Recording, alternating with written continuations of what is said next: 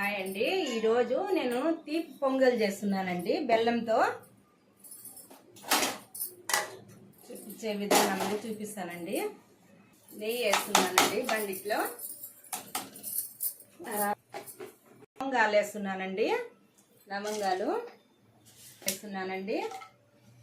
దీంట్లో వచ్చి ఎండి కొబ్బరి వేస్తారండి. మరింత కొబ్బరి తీసుకున్నాను.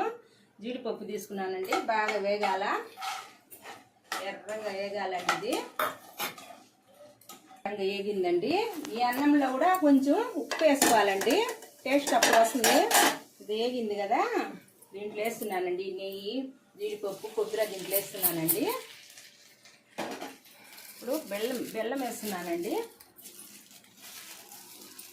1/4 కిలో కన్నా తక్కువ బియ్యం తీసుకున్నానండి. 1/2 కిలో బెల్లం వేస్తున్నానండి. కొంచెం కరగాలండి. ఇది బెల్లం కరిగిందండి.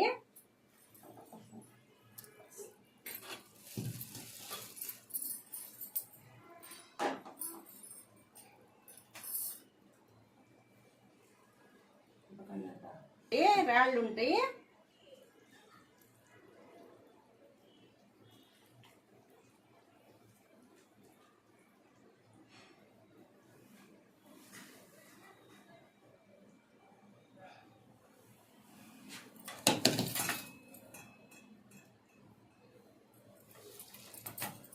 కొంచెం కలర్ వేయాలండి.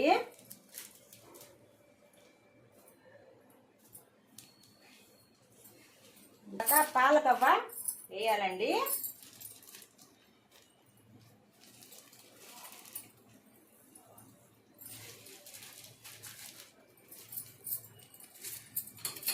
అది వచ్చి బాగా కలపాలండి.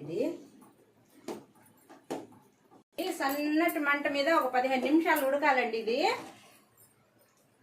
పాలకవ్వ అన్నీ వేసేసాను. దీంట్లో ఐటమ్ అంతా వేసేసాను. యాలకులు కూడా వేసేసాను. అంతా వేసేసానండి. యాలకులు మర్చిపోయానండి, యాలకులు వేస్తున్నాను.